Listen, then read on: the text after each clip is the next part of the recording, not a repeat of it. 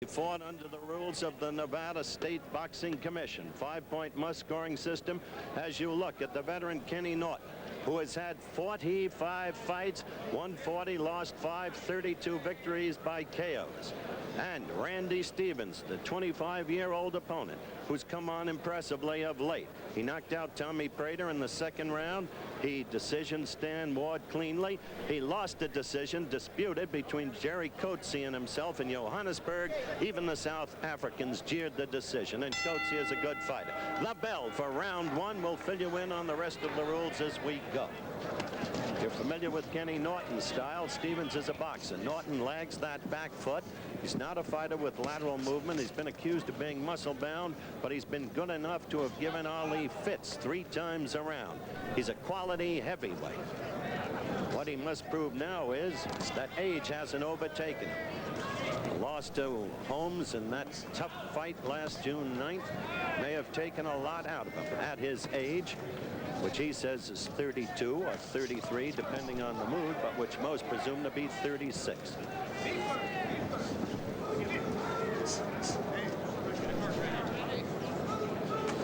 First round action. Norton covered well. Stevens didn't get through Norton's gloves and is having trouble doing so now. Norton in pursuit of Stevens.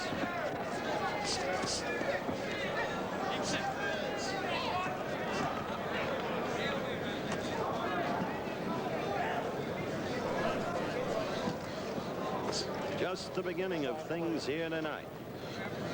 3 hours of boxing, 2 titles at stake. This not a title fight. Stevens jawed Norton with a good left that got through. This is a big fight for Stevens. If he can beat Kenny Norton, then he's well on his way to becoming a major contender with a title shot not too far, possibly in the off. Complaints of a low blow. Third man in the ring is Harry Krause, veteran official. Been around for years, a good referee. We saw Norton get the left in. We had Harry Krause in Frankfurt, West Germany in '68, the Mildenberger-Bonavina fight.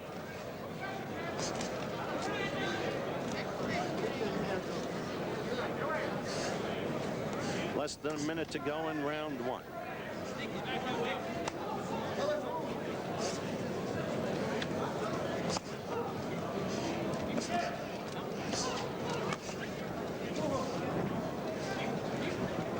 Down to 40 seconds in the first round.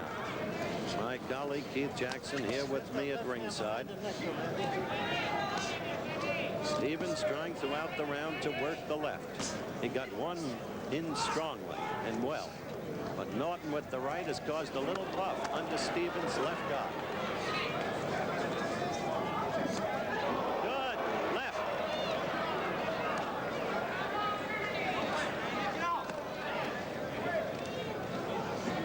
Coming to the end of round one. Norton in pursuit of Stevens. To the right of your screen, young Randy Stevens in the red trunks. Norton, the pursuer in the first round, in my book. And Keith, oh! Stevens in trouble and holding on. Norton slugging away. Kenny Norton trying to prove that he is far from too old. He wants to clean this kid up in a hurry if he can. And if he wins this fight, doubtless the next opponent will be Ernie Shavers. As Norton quests for another shot at the title. A good left by Norton got in there. Stevens fighting back, showing an ability to take the punch. Now the crowd loves it as they flail away at one another. Stevens took some of Norton's best shots, and while he was staggered and while it appeared he might go down, he did not, and he came back with his own combinations. Stevens got the left in there. But if Stevens wants to fight with Norton, he's going to have to show, it seems to me, a lot more movement than he has. Kenny can work over an opponent who doesn't move. Remember how Larry Holmes fought Norton. Side to side, lateral movement throughout the fight. I think, too, that Kenny Norton might have stung some by the criticism that he started so slowly against Larry Holmes and may well have cost him that fight. That's what he said to me, you'll remember, Keith, right after the bout. He said I started too late. I think, in fact, Holmes just moved him too well with the left jab.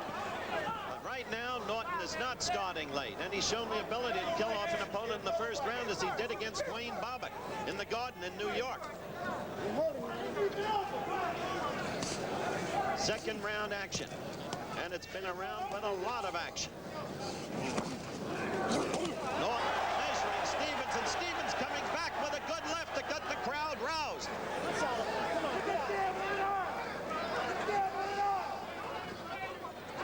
Stevens, a gutsy kid. 14 fights he's had. He's won 10 of them. He's been knocked out once by Bernardo Mercado in the second round, but that was on April 29th of 1977. Norton after the kid now. Back and forth they go. We've got about 30 seconds left in this, the second round, and it's been a caucus. Double right hand, kid. Work, Randy. What's that left hand behind the neck now? Double right hand. Duke Slayton, Norton's trainer and friend, just yelled up to Kenny, double right hand, Ken, double right hand, double up on the right, which Stevens has been vulnerable to.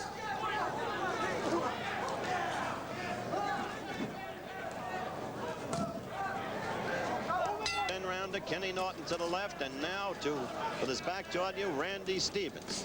Kenny Norton has started fast tonight. By our accounts, he's won the first 2 rounds.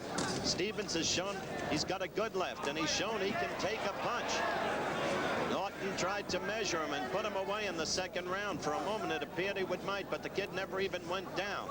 What we'll have to look for now is whether Norton shows signs of fatigue midway during the fight.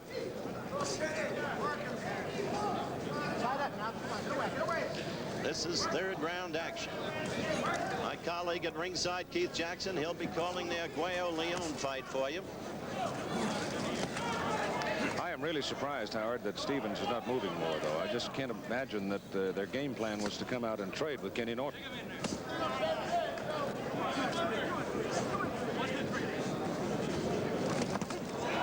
Look at that. The kid came through there with a combination, and the left looks very, very good. But Norton came right back. Norton's left has been criticized. Originally, and early in his career, they said all he had was a left and no right. Now they say he's got the right. He is really trying to measure Stevens, and you see him leveling blows. He goes down to the body. He knows how to work an opponent over. Then when the guard goes down, the cover for the body, he moves up. He beat Jimmy Young here a year ago this month with that very tactic. Did you see Norton looking over at Duke Slayton, getting instructions? Slayton wanting him to double up on that right, as I said in round 2. Because Stevens drops the left and leaves himself vulnerable to the right. Now Stevens swinging, but Norton covering. Stevens not getting through the Norton gloves on that occasion. We've got a minute left in the third round, and we're getting a lot more action, frankly, than we expected. This is the kid's opportunity, Randy Stevens, and he wants to make the most of it.